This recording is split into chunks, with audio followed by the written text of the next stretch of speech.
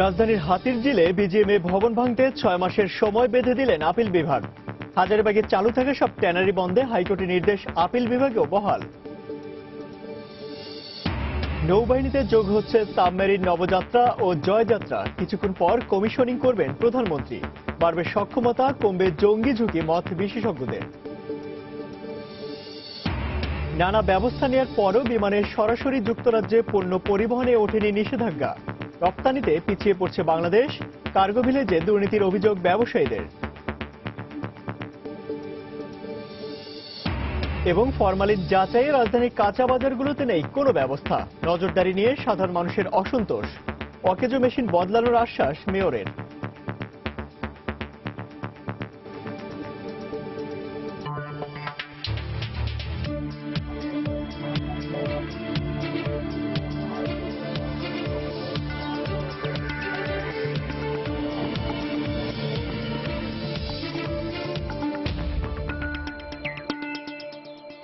দেখছিলেন শিরোনাম। আমন্ত্রণ জানাচ্ছি দেশ ও দেশের বাইরে অর্থ বাণিজ্যের নানা খবর নিয়ে আমাদের নিয়মিত আয়োজন সীমার বাণিজ্যে। আর আপনার সঙ্গে আছি আমি ইমতিয়াজ আহমেদ। রাজধানীর হাতিরঝিলে বিজিএমএ ভবন ভাঙতে 6 মাসের সময় বেঁধে দিয়েছেন আপিল বিভাগ। সকালে প্রধান বিচারপতি এসকে সিনহার নেতৃত্বে আপিল বিভাগের 3 সদস্যের বেঞ্চ এই আদেশ দেন। এর আগে গত 5 মার্চ বাংলাদেশ তৈরি পোশাক প্রস্তুতকারক ও রপ্তানিকারক সমিতি বিজিএমএ এর বহুতল ভবন ভাঙতে হাইকোর্টের দেয়া রায়ের বিরুদ্ধে করা রিভিউ আবেদনটি খারিজ করে দেন আপিল বিভাগ। এরপর ভবন ভাঙতে 3 বছর সময় চেয়ে 9 মার্চ আবেদন করে বিজিএমএ। এ সময় আবেদনের শুনানি শেষে আজ এ আদেশ দিলেন আপিল বিভাগ।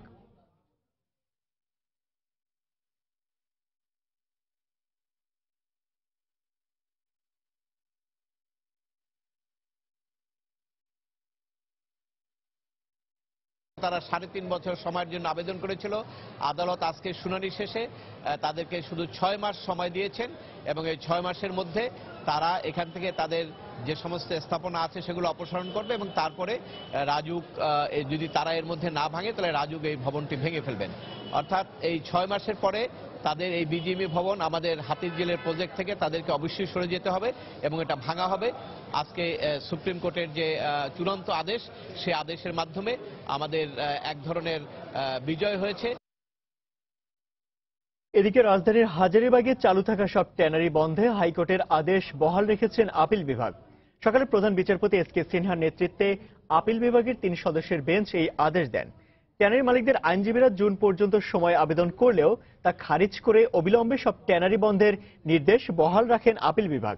এর আগে হাজারীবাগে চালু থাকা সব ট্যানারি কারখানা বন্ধের নির্দেশ দেন হাইকোর্ট। পাশাপাশি কারখানাগুলোর পানি, গ্যাস ও বিদ্যুৎ সংযোগ বিচ্ছিন্ন করতে পরিবেশ অধিদপ্তরকে ব্যবস্থা নেওয়ার নির্দেশ দেওয়া হয়। 43টি কারখানা সাভারে নতুন ট্যানারি চামড়া শিল্প নগরীতে স্থানান্তর করা হলেও হাজারীবাগে এখনো চালু আছে 112টি কারখানা।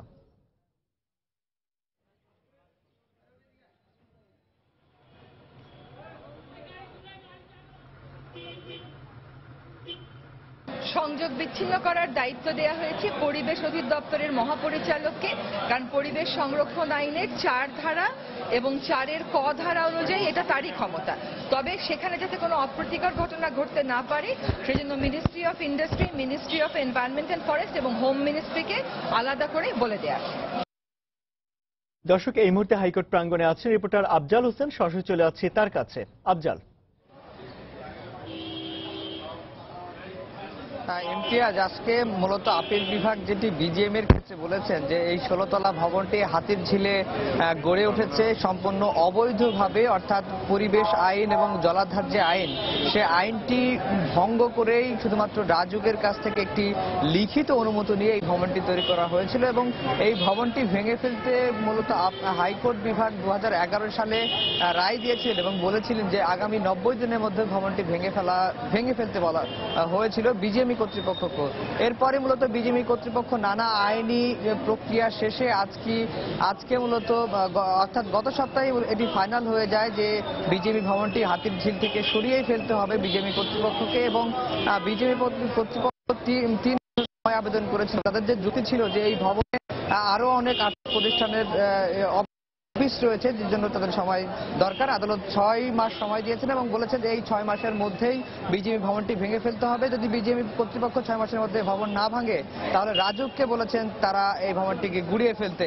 এছাড়া আজকে আপিল বিভাগ আরেকটি অর্ডার দিয়েছেন যে রাজধানীর হাজারীবাগের যে ট্যানারি শিল্প রয়েছে, বলা হয়েছিল যে এই ট্যানারি শিল্পকে সাভারে স্থানান্তর করার কথা বলেছিলেন হাইকোর্ট বিভাগ, এবং সেটি আজকে আপিল বিভাগে বহাল রাখা হয়েছে এবং বলা হয়েছে যে এখনো যে 112টি সাভারি 12টি ট্যানারি কারখানা হাজারীবাগে রয়েছে, সেই হাজারীবাগ কারখানাগুলোর গ্যাস, বিদ্যুৎ সহ নানা ধরনের যে সুযোগ সুবিধা পেয়ে থাকে সেটি বন্ধ করতে বলা হয়েছে। এবং আমরা যেমনটি দেখেছি যে পরিবেশবিদ আইনজীবী সমিতি বেলার পক্ষ থেকে বলা হয়েছে যে হাইকোর্টের রায়টি আপিল বিভাগে বহাল রাখার ফলে এখন হাজারীবাগে থাকা 112টি ট্যানারি কারখানার সকল ধরনের সুযোগ সুবিধা বন্ধ করে দেওয়া হবে এবং এটি অবিলম্বেই পরিবেশ অধিদপ্তরকে নির্দেশ দিয়েছেন। যদিও আইনজীবীরা বলছেন যেহেতু আপিল বিভাগ এই আদেশটি বহাল রেখেছেন, আপিল বিভাগের রায়টি বের হওয়ার পরেই মূলত হাজারীবাগের ট্যানারি কারখানাগুলো বন্ধের সিদ্ধান্ত নেবেন।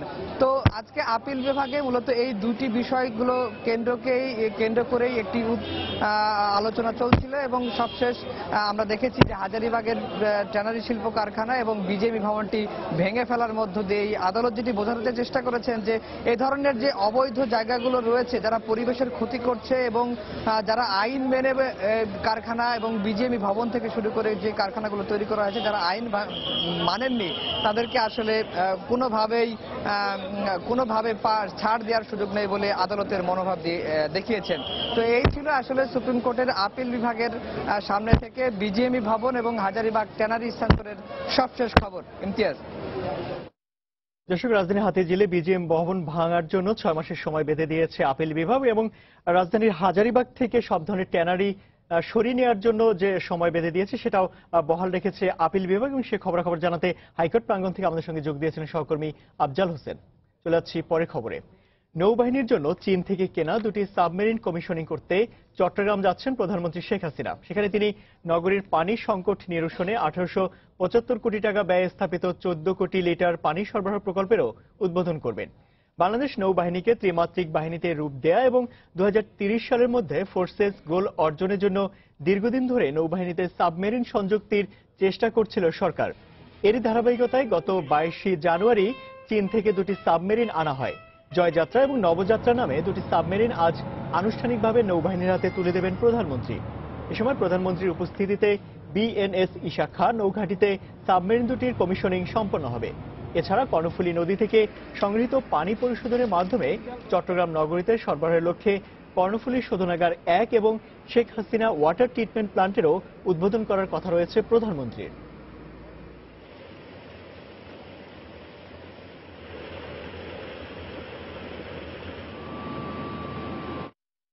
দেশের সমুদ্র সম্পদ ও সীমান্ত রক্ষায় নৌবাহিনীতে সাবমেরিন যুক্ত হওয়ায় সশস্ত্র বাহিনী ত্রিমাত্রিক শক্তিতে রূপান্তর হওয়ার পাশাপাশি দেশ রক্ষায় তাদের সক্ষমতা আরও বেড়েছে বলে মনে করেন বিশেষজ্ঞরা।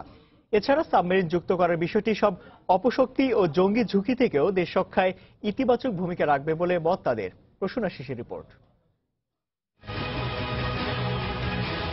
দেশের স্থলভাগের চেয়েও দ্বিগুণ বড় সমুদ্র অঞ্চল যুক্ত হয়েছে বাংলাদেশের সীমানায়। এতে দেশের সমুদ্র সম্পদ ও সীমানা রক্ষায় উপযুক্ত সরঞ্জাম নির্ভর নৌবাহিনীর প্রয়োজনীয়তা দেখা দিলেও সক্ষমতার দিক থেকে এখনো পিছিয়ে নৌবাহিনী। এ অবস্থায় সমুদ্র সীমায় তেল অনুসন্ধান কিংবা মৎস্য সম্পদ রক্ষা কার্যক্রম নির্বিঘ্ন করতেই যুক্ত করা হয়েছে অত্যাধুনিক সাবমেরিন। বিশেষজ্ঞদের মতে নিজ দেশের প্রাকৃতিক সম্পদ ও সীমানা সুরক্ষায় নৌবাহিনীর সক্ষমতা কয়েক গুণ বাড়বে। সি লাইন্স অফ কমিউনিকেশনের মাধ্যমে আমাদের যে বহির্বাণিজ্য আমদানি রপ্তানি তার সিংহভাগ এটা দিয়ে হয়, যার ফলে কার্যকারিতা ছিল দ্বিমাত্রিক নৌবাহিনীর এটা অনেক গুণে বেড়ে যাবে এই সাবমেরিন যুক্ত হওয়ার ফলে। সমুদ্র সম্পদ রক্ষা করার জন্য যে প্রতিরক্ষা ব্যবস্থা থাকা উচিত এটি এখনো অনেক কম। তো বাংলাদেশের মতো উন্নয়নশীল দেশ তো একসাথে সামরিক সরঞ্জাম কিনতে সক্ষম হয় না। তবে এই সাবমেরিনের যে নতুন সংযুক্তি এটি বাংলাদেশকে একটি নতুন আত্মমর্যাদা দিল। নৌবাহিনীর জন্য চীন সরকারের তৈরি করা নবযাত্রা ও জয়যাত্রা নামে ডিজেল ইলেকট্রিক সাবমেরিন দুটি টর্পেডো ও মাইন দ্বারা সুসজ্জিত উল্লেখ করে বিশেষজ্ঞরা বলেন এটি শত্রুপক্ষের যুদ্ধজাহাজ ও সাবমেরিন আক্রমণে সক্ষম। যেহেতু বাংলাদেশ এখন বাড়ছে, স্বার্থ রক্ষার জন্য তো আপনার সক্ষমতা অর্জন করতে হবে।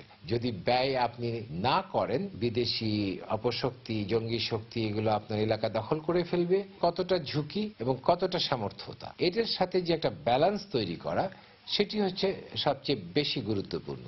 টর্পেডো দিয়ে সেই জাহাজ অ্যাটাক করবে, মাইন লে করবে, যে সমুদ্র পথ আছে সেই পথটাকে বন্ধ করে দেওয়া, এবং এটা কিছু অ্যান্টি সাবমেরিন ক্যাপাবিলিটি আছে যাতে করে সে অন্য সাবমেরিনকেও ডিটেক্ট করতে পারবে। 2013 সালের নভেম্বরে চীনের সাথে G2G চুক্তির পর গত বছরের নভেম্বরে সাবমেরিন দুটি বাংলাদেশের কাছে আনুষ্ঠানিকভাবে হস্তান্তর করে চীন। প্রসূন আশিস, সময় সংবাদ, ঢাকা। বাংলাদেশ থেকে বিমানে সরাসরি পণ্য পরিবহনে যুক্তরাজ্যে নিষেধাজ্ঞা প্রত্যাহারে ব্রিটিশ সরকার প্রতিষ্ঠান নিয়োগ সহ বিভিন্ন পদক্ষেপ নিলেও 1 বছরও ওঠেনি নিষেধাজ্ঞা। ফলে ইউরোপের বাজারে সবজি রপ্তানি কমে গেছে, আটকে গেছে রপ্তানিকারকদের বিপুল পরিমাণ বকেয়া পাওনা অর্থ। এছাড়া জরুরি প্রয়োজনে তৈরি পোশাক রপ্তানি এবং পণ্য আমদানিতে খরচ ও সময় দুটোই বেশি লাগছে। এদিকে শাহজালাল বিমানবন্দরে নিরাপত্তা ব্যবস্থা পর্যবেক্ষণে এ মাসেই আসছে যুক্তরাজ্যের পরিবহন বিভাগের একটি দল। বিমানমন্ত্রীর প্রত্যাশা, প্রয়োজনীয় পদক্ষেপ নেয় নিষেধাজ্ঞা প্রত্যাহার করবে ব্রিটেন। বিস্তারিত হাজিরা শুরু রিপোর্টে। নিরাপত্তা ঘাটতির কারণ দেখিয়ে 2016-র 8 মার্চ বাংলাদেশ থেকে সরাসরি বিমানে পণ্য পরিবহনের ওপর নিষেধাজ্ঞা আরোপ করে যুক্তরাজ্য। উদ্ভূত পরিস্থিতিতে সরকার নিরাপত্তা ব্যবস্থার উন্নয়নে গত বছরের 21শে মার্চ ব্রিটিশ প্রতিষ্ঠান রেডলাইন এভিয়েশনকে নিযুক্ত করে। কিছুদিন না যেতেই একই কারণে জার্মানির বেসামরিক বিমান পরিবহন কর্তৃপক্ষ লুফথানসাও বাংলাদেশ থেকে আকাশপথে সরাসরি পণ্য পরিবহন বন্ধ করে দেয়। এর মধ্যে পার হয়েছে 1 বছর। ব্যবহারকারীদের অভিযোগ, নিরাপত্তা ব্যবস্থার উন্নয়নে সিসি ক্যামেরা স্থাপন সহ বেসরকারিভাবেও অনেক অর্থ বিনিয়োগ করা হয়েছে। এতে নিরাপত্তা ব্যবস্থার উন্নয়ন হলেও কার্গো ভিলেজে দুর্নীতি কমছে না। সিভিল এভিয়েশন, বিমান বাংলাদেশ এয়ারলাইন্স সহ আমরা বাংলাদেশ ফ্রেট ফ্রন্ট অ্যাসোসিয়েশন আমাদের প্রচুর অর্থ লগ্নি করেছি। আমরা আমাদের সিকিউরিটি সিস্টেমকে ডেভেলপ করেছি, তার সাথে দুর্নীতি কিন্তু বেড়েছে। আকাশপথে এই নিষেধাজ্ঞার কারণে সবচেয়ে বেশি ক্ষতিগ্রস্ত হয়েছে সবজি সহ পচনশীল পণ্য রফতানি।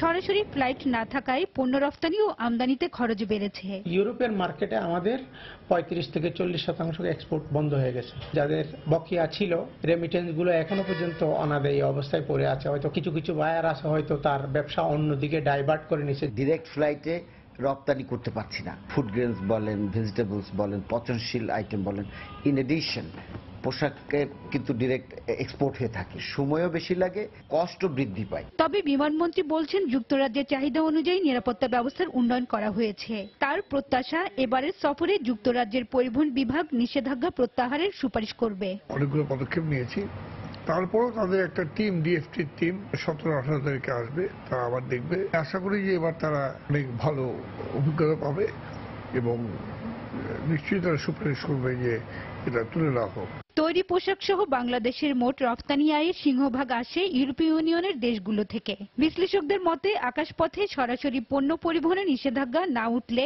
রপ্তানির বাজারে প্রতিযোগিতায় সক্ষমতা হারাতে পারে বাংলাদেশ। হাজির শিউলি, সময় সংবাদ, ঢাকা। ফলের মৌসুম ছাড়া বছরে অন্য সময় কাঁচা বাজারগুলোতে খাদ্যে ফরমালিন বা রাসায়নিক পরীক্ষা এখন আর হয় না। মনিটরিং এরও নেই কোনো ব্যবস্থা। তাই ভোক্তারা আসলে কি খাচ্ছে এবং তা কতটুকু নিরাপদ সে প্রশ্ন থেকেই যাচ্ছে। তাই বাজারে খাদ্যে ফরমালিন ও স্বাস্থ্যের জন্য ক্ষতিকর রাসায়নিক শনাক্তের ব্যবস্থা আরো জোরদারের কথা জানালেন ভোক্তারা। সেলিয়া সুলতানের রিপোর্ট। এখন যে কোনো ফলই কিনেন না, আপনি যে কোনো ফল কিনেন, ওই ফল পুষবে না, ভিতরটা শুকিয়ে যাবে। আগে মাছ মাংস দেখা যায় বাসি থাকতো, কিন্তু এখন মাছগুলো কম হয়ে গেছে। মেন আছে ফলগুলো খাওয়া যাচ্ছে না।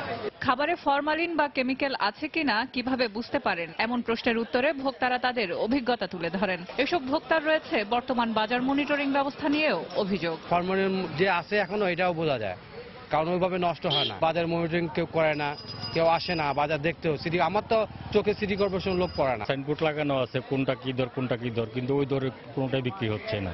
বিশ্বাসের উপরে বাজার করতে হয় আর কি। রাজধানীর বাজারগুলোতে ঘুরে দেখা যায় 2012 সালে রাজধানীর মোহাম্মদপুর, শান্তিনগর, মহাখালী, গুলশান 2, মগবাজার ও কাপ্তান বাজার সহ বেশ কিছু কাঁচা বাজারকে ফরমালিন মুক্ত ঘোষণা করা হয়। দেয়া হয় ফরমালিন ডিহাইড্রেট যন্ত্র। এছাড়া খাদ্যে ফরমালিন শনাক্ত করতে যেসব যন্ত্র দেওয়া হয়েছিল সেসব যন্ত্র ত্রুটিপূর্ণ হওয়ায় সেগুলো বাজার থেকে তুলে নেওয়ার আদেশ দেন হাইকোর্ট। এরপর আর কোনো ব্যবস্থা নেওয়া হয়নি। কিন্তু সময়ের সাথে সাথে এসব যন্ত্র হয়ে গেছে অকেজো, জানান বাজার কর্তৃপক্ষরা। এখন কোনো পরীক্ষা ছাড়াই কেনা বেচা হয় এসব বাজারে। দুইটা মেশিনে অকেজো হয়ে রয়েছে। এই মেশিনগুলো বাজারে একান্ত প্রয়োজন, বিশেষ করে ফরমালিন তো 100% প্রয়োজন। এটা তো জরুরি, এটা সবসময় এটা দেখার জন্য, নাহলে তো মানুষের প্রতারণা হয়। এদিকে বাজার মনিটরিং ও ভোক্তা অধিকার সংরক্ষণে সিটি কর্পোরেশনের তৎপরতা আরো বাড়ানো উচিত বলে মনে করেন কনজিউমার্স অ্যাসোসিয়েশন অব বাংলাদেশের সভাপতি গোলাম রহমান। এই উদ্যোগটা যদি আবার নেওয়া হয় এবং মোবাইল কোর্টগুলিকে যদি শক্তিশালী করা হয় তাহলে বাজারে ইতিবাচক প্রভাব পড়বে।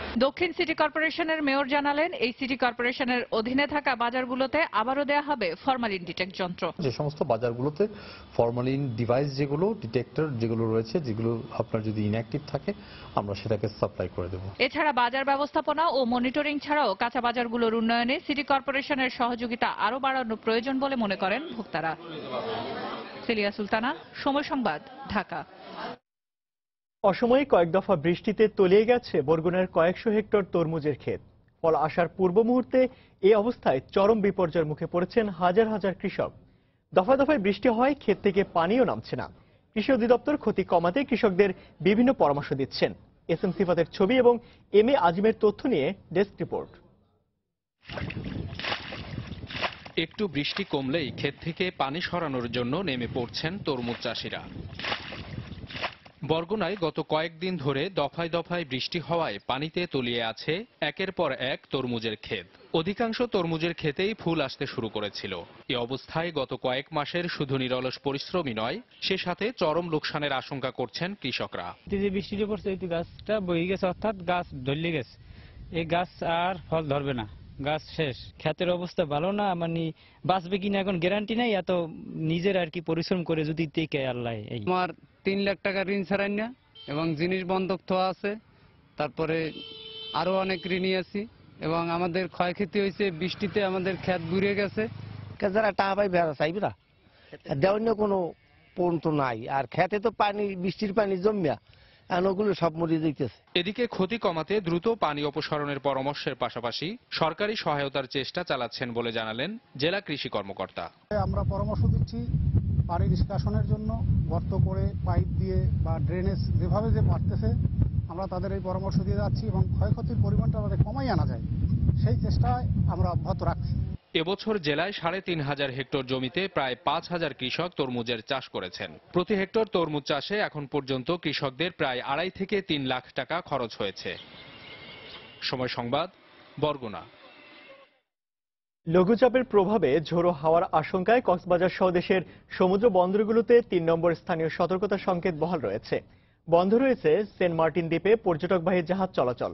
এতে দ্বীপে আটকা পড়েছে ৫ শতাধিক পর্যটক। সুজউদ্দিন রুবেলের তথ্য ও মোহাম্মদ ফরাজের ছবি নিয়ে ডেস্ক রিপোর্ট। দেশের একমাত্র প্রবাল দ্বীপ সেন্ট মার্টিন, যেখানে বিপুল সংখ্যক পর্যটক প্রতিদিন ভ্রমণে যান। বিশেষ করে নভেম্বর থেকে এপ্রিল পর্যন্ত টানা ৬ মাস সেন্ট মার্টিনের পর্যটন মৌসুম। বৃহস্পতিবার সেন্ট মার্টিন দ্বীপে গিয়ে আটকা পড়েছেন ৫ শতাধিক পর্যটক। লঘুচাপের প্রভাবে ঝড়ো হাওয়ার আশঙ্কায় কক্সবাজার সহ দেশের সমুদ্র বন্দরগুলোতে ৩ নম্বর স্থানীয় সতর্কতা সংকেতের কারণে জাহাজ চলাচল বন্ধ রয়েছে। এতে আটকা পড়ায় পর্যটকরা দুশ্চিন্তায় পড়েছেন। বৃহস্পতি শুক্রবার আমাদের চলে যাওয়ার কথা ছিল, কিন্তু কালকেও সারাদিন আটকা, আজকেও তো এখন আমরা লাস্ট মোমেন্টে এসে যাইতে পারতেছি না। 2 দিন আগে ফ্যামিলি নিয়ে আসছি সেন্ট মার্টিনে, তো এখন মানে একদিনের জন্য থাকার কথা, একদিন জায়গায় আজকে 3 দিন হয়ে গেছে, যেতে পারতেছি না। গত মৌসুমে ৬ মাসে সেন্ট মার্টিন দ্বীপে ৫ লাখ পর্যটক ভ্রমণ করলেও এবছর আবহাওয়াগত কারণে তা হবে কিনা এ নিয়ে চিন্তিত ব্যবসায়ীরা। ব্যবসার চাইতে আমরা পর্যটকদের নিরাপত্তাটা বেশি অনুভব করি, যার কারণে আমরা নিজেরা চালাচ্ছি না। অনেক রিজার্ভেশন ক্যান্সেল হয়ে গেছে আমাদের, আমরা রিজার্ভেশনের টাকা পয়সা গেস্টদেরকে ফেরত দিচ্ছি না। আমাদের পক্ষ থেকে ওনাদের ফিরিয়ে আনার জন্য, নিয়ে আসার জন্য এখানে কোথাও আমাদের গাফিলতি নেই, তবে সিস্টেমের কারণে আমরা যেতে পারছি না। আটকা পড়া পর্যটকদের সার্বিক নিরাপত্তা ও সুযোগ সুবিধা নিয়ে প্রশাসন তৎপর রয়েছে বলে জানালেন ট্যুরিস্ট পুলিশের এ কর্মকর্তা। আমরা তাদের খোঁজ খবর রাখছি, আমাদের ট্যুরিস্ট পুলিশ সদস্যরা আছেন সেন্ট মার্টিনে, আর যারা ঝুঁকি নিয়ে আসছেন আমরা চেষ্টা করছি তাদেরকে বিরত রাখার জন্য। তারপরে বেশ কিছু পর্যটক চলে এসেছেন, আমরা চেষ্টা করছি তাদেরকে প্রতিরোধ করার জন্য, তারা যা সেফে থাকেন। আবহাওয়া অফিসের তথ্য মতে আরো কয়েকদিন এ পরিস্থিতি অব্যাহত থাকবে। পরিস্থিতি স্বাভাবিক হলেই জাহাজ চলাচল শুরু হবে। সময় সংবাদ, Cox's Bazar. Bangladesh jute mills corporation বিজিএমসির বর্তমান লোকসান যৌক্তিক পর্যায়ে রয়েছে বলে দাবি করেছেন বস্ত্র ও পাট প্রতিমন্ত্রী মির্জা আজম। সেই সঙ্গে পাট শিল্পের উন্নয়নে গবেষণাকে গুরুত্ব দেওয়ার কথাও জানান তিনি। গতকাল রাজধানীর সিডাপ মিলনায়তনে আয়োজিত অর্থনৈতিক প্রবৃদ্ধিতে পাট খাতের সম্ভাবনা শীর্ষক আলোচনা সভায় এসব কথা বলেন প্রতিমন্ত্রী। এ সময় সরকারি বেসরকারি পাটকলের উৎপাদন সক্ষমতা শতভাগ ব্যবহার নিশ্চিত করার উপরও জোর দেন অর্থনীতিবিদরা। সোনালী আঁশের দেশ হিসেবে বাংলাদেশকে পরিচয় করিয়ে দিত যে পাট, সেই পাটের সুদিন এখন শুধু হারানো গৌরব।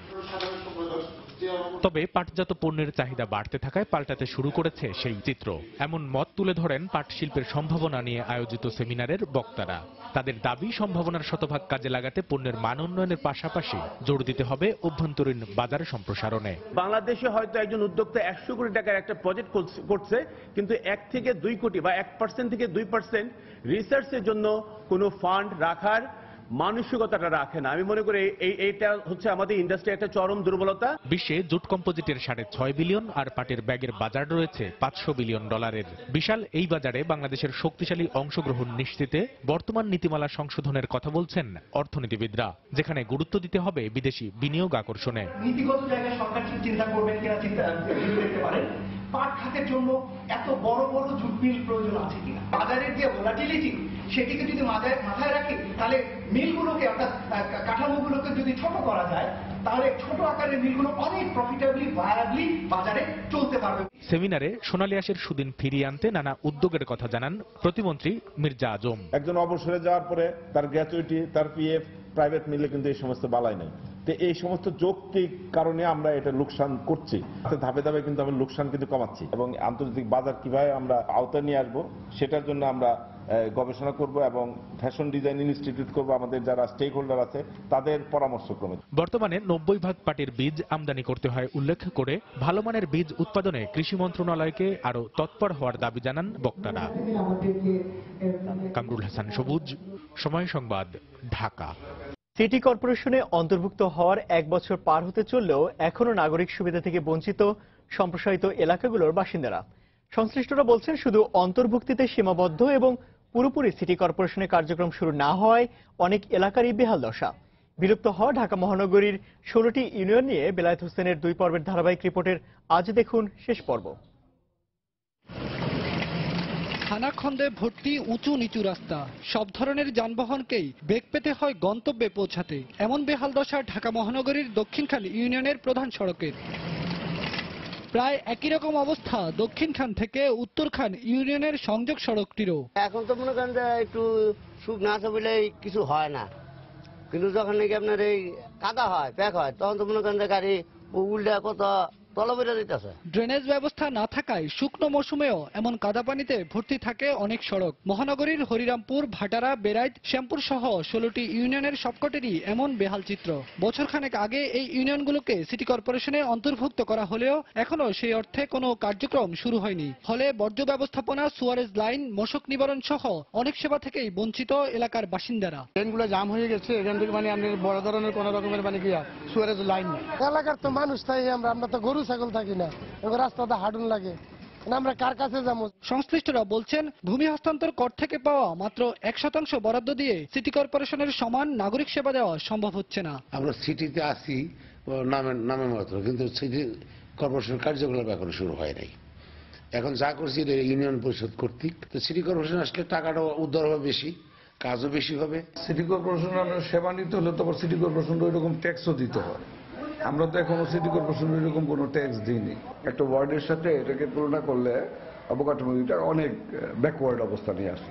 এটাকে আপডেট করা বা কাছাকাছি নিয়ে আসা এই বরাদ্দে সম্ভব। তবে স্থানীয় সরকার বিভাগের সচিব জানান, এলাকাগুলোর উন্নয়নের জন্য শিগগিরই বড় আকারের বিশেষ বরাদ্দ দেওয়ার পাশাপাশি নেওয়া হচ্ছে অনেক নতুন পরিকল্পনা।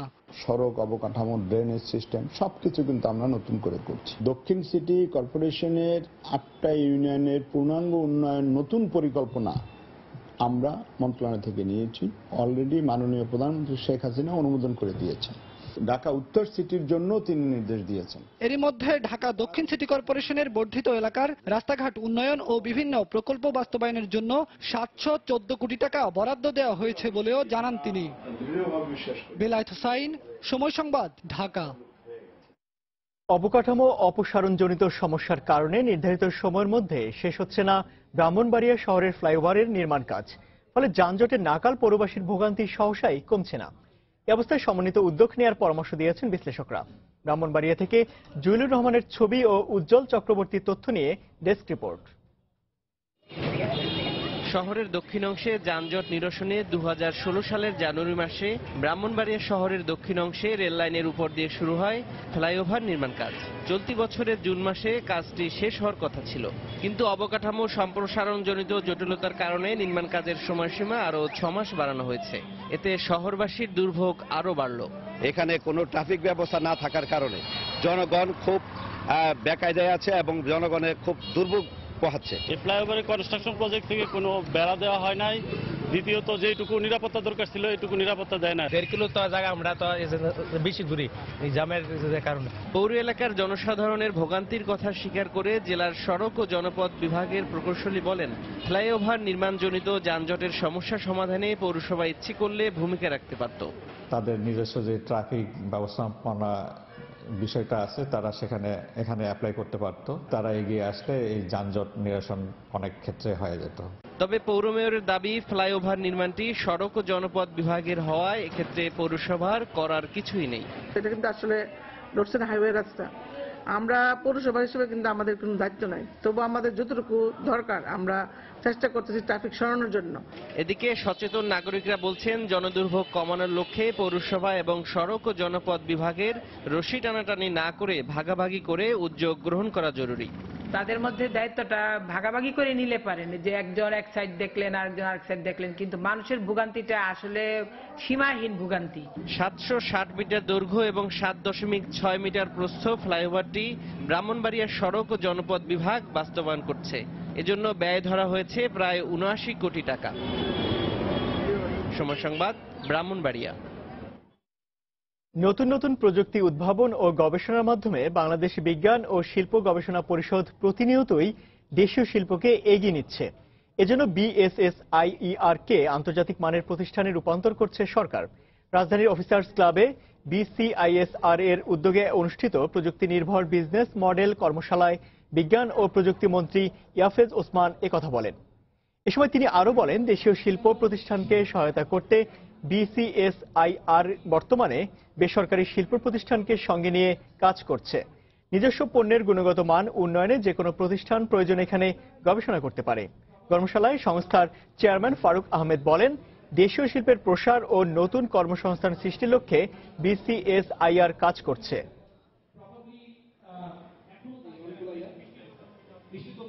BCSIR হলো তাদেরকে সাহায্য করার জন্য একটা অর্গানাইজেশন গভর্নমেন্টের। কারণ যদি আমাদের এক একটা ইন্ডাস্ট্রি এই ধরনের আপনার রিসার্চের জন্য ফ্যাসিলিটিস তৈরি করা, তারপরে বিজ্ঞানীদের চাকরি দেওয়া, তাদেরকে পয়সা দেওয়া থেকে আরম্ভ করে বেতন থেকে যে খরচগুলো হতো সেটা কিন্তু সরকার নিজের ঘাড়ে নিয়েছে। অর্থাৎ আমাদের এখান থেকে তাদের প্রোডাক্টগুলো নিয়ে তারা যদি রিসার্চ করাতে চায়, and they are always welcome. প্রতিবন্ধীদের শিক্ষা অনেক খরচ সাপেক্ষ হওয়ায় এর ব্যয়ভার শুধুমাত্র সরকারের পক্ষে বহন করা সম্ভব নয়। এক্ষেত্রে বেসরকারি প্রতিষ্ঠানগুলোকে সহযোগিতায় এগিয়ে আসার আহ্বান জানিয়েছেন অর্থমন্ত্রী আবুল মাল আব্দুল মুহিত। গতকাল রাজধানীর মিরপুরে শহীদ সোহরাওয়ার্দী ইনডোর স্টেডিয়ামে ডাচ বাংলা ব্যাংক শিক্ষাবৃত্তি প্রদান অনুষ্ঠানে মন্ত্রী একথা বলেন। প্রতিবন্ধীর শিক্ষা এটা বেশ খরচ সাপেক্ষ এবং তার জন্য যথোপযুক্ত সুযোগ সরকার এখন পর্যন্ত সৃষ্টি করতে সক্ষম হয়নি। সুতরাং এই দিকে তারা যে একটা দৃষ্টি দিচ্ছেন সেজন্য তাদের আবার বিশেষভাবে আমি অভিনন্দন জানাচ্ছি। আরো বেশি করে কর দিতে হবে, সরকারের রাজস্ব বাড়াতে হবে, তাহলে সরকার এই রাজস্ব সব ব্যবহার করতে পারবে। শিক্ষাজীবন শেষে সরকারি চাকরির পেছনে না ছুটে উদ্যোক্তা হিসেবে গড়ে উঠতে শিক্ষার্থীদের প্রতি আহ্বান জানিয়েছেন বাংলাদেশ ব্যাংকের গভর্নর ফজলে কবির। গতকাল গোপালগঞ্জ জিমনেশিয়াম অডিটোরিয়ামে অনুষ্ঠিত স্কুল ব্যাংকিং কনফারেন্সে প্রধান অতিথির বক্তব্যে তিনি এই আহ্বান জানান। গভর্নর জানান, স্কুল ব্যাংকিং কার্যক্রমকে সারা দেশে ছড়িয়ে দেওয়ার উদ্দেশ্যে সব বাণিজ্যিক ব্যাংকে গ্রাম পর্যায়ে বেশি করে শাখা খোলার জন্য উৎসাহিত করছে কেন্দ্রীয় ব্যাংক। ইউনাইটেড কমার্শিয়াল ব্যাংকের অতিরিক্ত ব্যবস্থাপনা পরিচালক মির্জা রফিকুর রহমান ছাড়াও বাংলাদেশ ব্যাংকের ঊর্ধ্বতন কর্মকর্তারা কনফারেন্সে অংশগ্রহণ করেন। বর্তমানে গোপালগঞ্জের 23টি তফসিলি ব্যাংকের মাধ্যমে 46টি শিক্ষা প্রতিষ্ঠানে স্কুল ব্যাংকিং কার্যক্রম পরিচালিত হচ্ছে।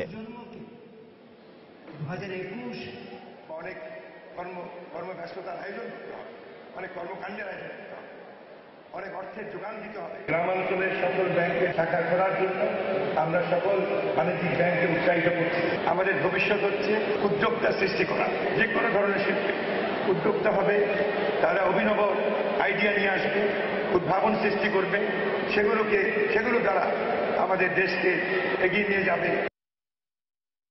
ইলেকট্রনিক মিডিয়া মার্কেটিং অ্যাসোসিয়েশন ইমার দ্বিতীয় নির্বাচনে জয়ীদের দায়িত্ব অর্পণ এবং পুনর্মিলন অনুষ্ঠান আয়োজিত হয়েছে। গতকাল রাজধানী একটি হোটেলে বর্ণাঢ্য অনুষ্ঠানের মাধ্যমে নির্বাচনে বিজয়ীদের দায়িত্ব বুঝিয়ে দেওয়া হয়।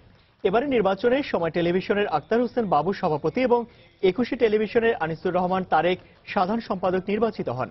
21 সদস্যের কমিটি আগামী 2 বছর সংগঠনটি পরিচালনা করবেন।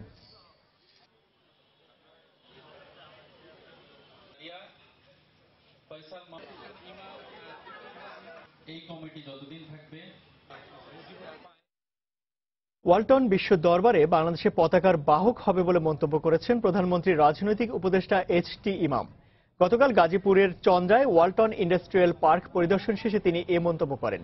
তিনি আরও বলেন, বাংলাদেশ গর্ব করার মতো কিছু করেছে ওয়ালটন।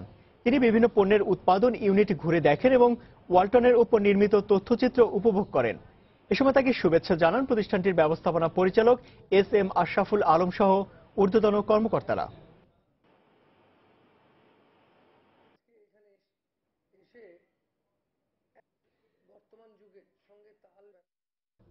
চট্টগ্রামের সাবমেরিন জেটিতে চীন থেকে আনা 2টি সাবমেরিন নবযাত্রা ও জয়যাত্রার কমিশনিং করছেন প্রধানমন্ত্রী শেখ হাসিনা।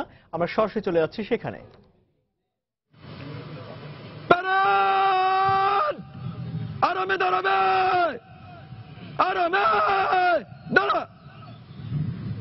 সম্মানিত সুধী মণ্ডলী, আজকের এই অনুষ্ঠানের শুরুতে রয়েছে পবিত্র কোরআন থেকে তেলাওয়াত ও তর্জমা। তেলাওয়াত করবেন Mohammad Waliul Islam leading top. Ladies and gentlemen, the recitation from the Holy Quran by Muhammad Waliul Islam leading top. أعوذ بالله من الشيطان الرجيم.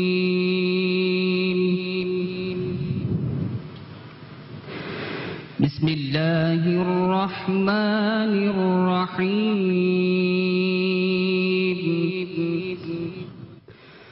الله الذي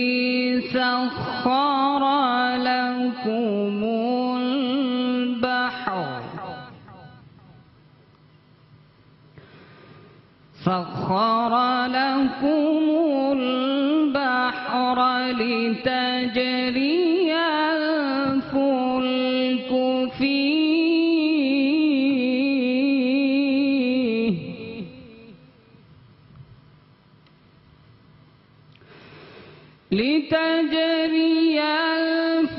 الفلك فيه بأمره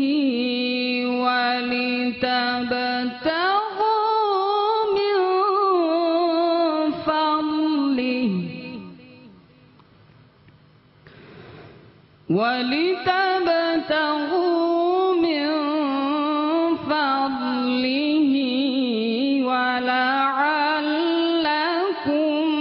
تشكرون. صدق الله العظيم. তিনি আল্লাহ, যিনি সমুদ্রকে তোমাদের উপকারার্থে আয়ত্তাধীন করে দিয়েছেন, যাতে তার আদেশক্রমে তাতে জাহাজ চলাচল করে এবং যাতে তোমরা তার অনুগ্রহ তালাশ করো ও তার প্রতি কৃতজ্ঞ হও। It is Allah who has subjected the sea to you, that ships may sail through His command, that you may seek of His bounty, and that you may be grateful. Barakallahu lana wa lakum fil Quranil Azim. নৌবাহিনীতে submarine সংযোজন শুধু নৌবাহিনী নয়, বরং বাংলাদেশের মানুষের একটি আশা ও স্বপ্নের বাস্তবায়ন। সম্মানিত সুধী মণ্ডলী, এখন বাংলাদেশ নৌবাহিনীতে সাবমেরিন সংযোজনের দীর্ঘ প্রক্রিয়ার উপর একটি সংক্ষিপ্ত প্রামাণ্যচিত্র প্রদর্শিত হবে। Ladies and gentlemen, now there will be a short video clip of the country's long walk of acquisition of the submarines.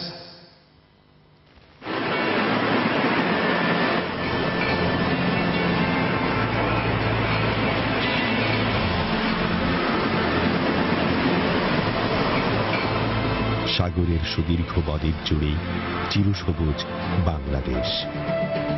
Bangladesh আর জাতির পিতা বঙ্গবন্ধু শেখ মুজিবুর রহমান ইতিহাসের অবিচ্ছেদ্য দুটি নাম। দূরদর্শী বঙ্গবন্ধু 1966-র 6 দফায় পূর্ববঙ্গে নৌবাহিনীর সদর দপ্তর প্রতিষ্ঠার দাবি করেছিলেন। 1971-এর 7 মার্চ এবারে সংগ্রাম আমাদের মুক্তির সংগ্রাম, এবারে সংগ্রাম স্বাধীনতার সংগ্রাম। বঙ্গবন্ধুর ঐতিহাসিক চট্টগ্রামের সাবমেরিন জেটিতে চীন থেকে আনা দুটি সাবমেরিন নবযাত্রা ও জয়যাত্রার কমিশনিং করবেন প্রধানমন্ত্রী শেখ হাসিনা। আমরা কিছুক্ষণ পরে আবারও সেখানে চলে যাচ্ছি পরের খবরে। দেশে বাইরের অর্থ বাণিজ্যের খবর। দীর্ঘদিন বন্ধ থাকার পর G2G পদ্ধতিতে ফের মালয়েশিয়ায় শ্রমিক পাঠানো শুরু করেছে বাংলাদেশ। শনিবার ভোরে প্রথম দফায় 96 জন বাংলাদেশি শ্রমিকের প্রথম দল কুয়ালালামপুর পৌঁছায়। তাদের স্বাগত জানাতে গিয়ে মালয়েশিয়ায় বাংলাদেশের রাষ্ট্রদূত শহীদুল ইসলাম বলেন, প্রবাসী শ্রমিকদের যে কোনো সমস্যায় তাদের পাশে থাকবে দূতাবাস। মালয়েশিয়ার প্রতিনিধি আব্দুল কাদেরের পাঠানো তথ্য ছবি নিয়ে ডেস্ক রিপোর্ট। বহুল প্রতীক্ষিত গভর্নমেন্ট টু গভর্নমেন্ট বা G2G পদ্ধতিতে 96 জন বাংলাদেশি শ্রমিক বহনকারী একটি বিমান শনিবার ভোরে কুয়ালালামপুর আন্তর্জাতিক বিমানবন্দরে অবতরণ করে। এর মধ্য দিয়ে দীর্ঘ বিরতির পর আবারও G2G পদ্ধতিতে বাংলাদেশ থেকে শ্রমিক নেওয়া শুরু করলো মালয়েশিয়া। এ সময় তাদের স্বাগত জানাতে বিমানবন্দরে উপস্থিত হন মালয়েশিয়ার স্বরাষ্ট্র ও শ্রম মন্ত্রণালয়ের প্রতিনিধি সহ বাংলাদেশ হাই কমিশনের কর্মকর্তারা। সরকারি ব্যবস্থাপনায় মালয়েশিয়ায় আসতে পেরে খুশি বাংলাদেশিরা। আমাদেরকে মালয়েশিয়ায় পাঠানোর জন্য সুব্যবস্থা করেছে এবং অল্প খরচের মাধ্যমে আমরা অনেকেই মালয়েশিয়াতে আসতে পেরেছি। এ সময় বাংলাদেশের রাষ্ট্রদূত হয়রানি ও প্রতারণা এড়াতে শ্রমিকদের যাতে দালালের খপ্পরে পড়তে না হয় সে ব্যাপারে সতর্ক থাকার পরামর্শ দেন। কোম্পানি থেকে তারা আবার অন্য কোম্পানিতে চলে যায়, যেই চলে যাবে সে সাথে সাথে এই দেশে অবৈধ হয়ে যাবে এবং পুলিশ তাকে ধরে সাথে বাংলাদেশে পাঠিয়ে দেবে। সারা পৃথিবীতে বাঙালিরা যেখানে কাজ করে সবারই খুবই প্রশংসা। 2009 সালে কলিং ভিসা বন্ধ হয়ে গেলে কূটনৈতিক তৎপরতায় 2012 সালে G2G পদ্ধতিতে কর্মী পাঠানোর চুক্তি করে দুদেশের সরকার। 2013 সালে 10,000 কর্মী মালয়েশিয়ায় যাওয়ার পর G2G পদ্ধতিও বন্ধ হয়ে যায়। এই পদ্ধতিতে ফের বাংলাদেশ থেকে শ্রমিক নেওয়া শুরু হওয়ায় দুদেশের সরকারকে সাধুবাদ জানিয়েছে বাংলাদেশি কমিউনিটি। সময় সংবাদ, মালয়েশিয়া। আবারও জানিয়ে দিচ্ছি সমর বাণিজ্যের শিরোনামগুলি। রাজধানীর হাতিরঝিলে বিজিএমএ ভবন ভাঙতে 6 মাসের সময় বেঁধে দিলেন আপিল বিভাগ। হাজারবাগে চালু থাকা সব ট্যানারি বন্ধে হাইকোর্টের নির্দেশ, আপিল বিভাগেও বহাল। নৌবাহিনীতে যোগ হচ্ছে সাবমেরিন নবযাত্রা ও জয়যাত্রা। চট্টগ্রামে কমিশনিং করবেন প্রধানমন্ত্রী শেখ হাসিনা।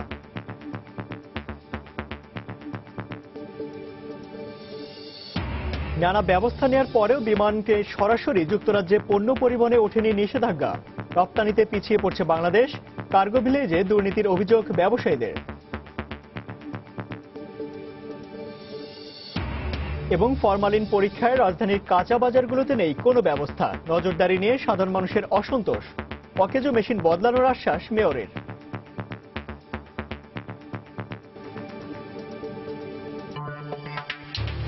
এই ছিল সমর বাণিজ্যের। যে কোনো খবর পেতে ভিজিট করুন সময়নিউজ.tv এবং সঙ্গে থাকুন সময়ের।